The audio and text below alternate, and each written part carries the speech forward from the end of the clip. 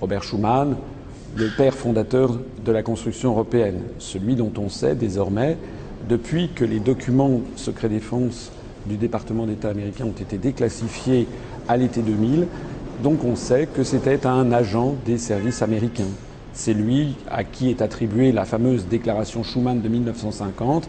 On sait également que cette déclaration a été rédigée dans les services de Dean Acheson, le secrétaire d'État américain de Truman, à la fin des années 50 et transmis à Robert Schuman par Jean Monnet.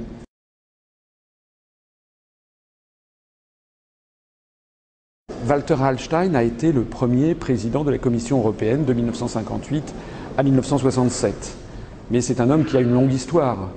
Walter Hallstein est né au début du XXe siècle.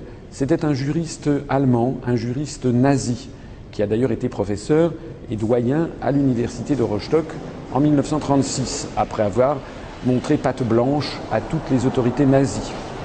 En 1938, lorsque Hitler s'est rendu en Italie, il est tombé d'accord avec Mussolini pour bâtir un projet de nouvelle Europe, das neues Europa, comme on dit en allemand.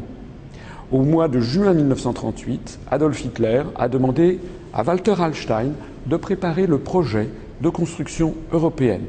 Ce projet, d'ailleurs, cette nouvelle Europe qui a été vendue aux Français sous l'occupation et qui avait motivé notamment la grande exposition sur la France européenne qui a eu lieu en 1941 à Paris au Grand Palais, inaugurée par le représentant de Pétain d'un côté, par les autorités d'occupation nazie de l'autre côté.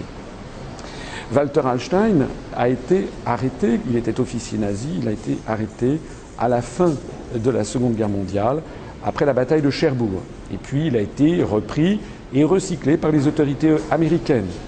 En 1951, on le trouve dans l'entourage immédiat de Konrad Adenauer. Il devient d'ailleurs le secrétaire d'État aux Affaires étrangères du gouvernement de Konrad Adenauer en Allemagne.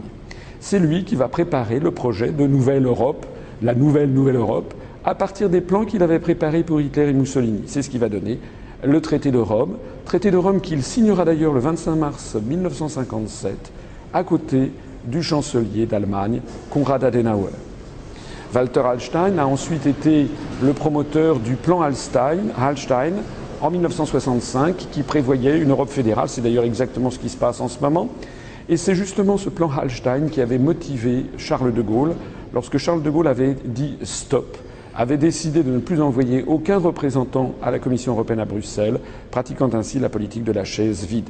Parce que le président de la République française, le fondateur de la France libre, Charles de Gaulle, savait très bien à quoi s'en tenir sur Walter Hallstein, un nazi recyclé par les Américains pour détruire les nations d'Europe et les placer sous l'autorité d'un empire dictatorial.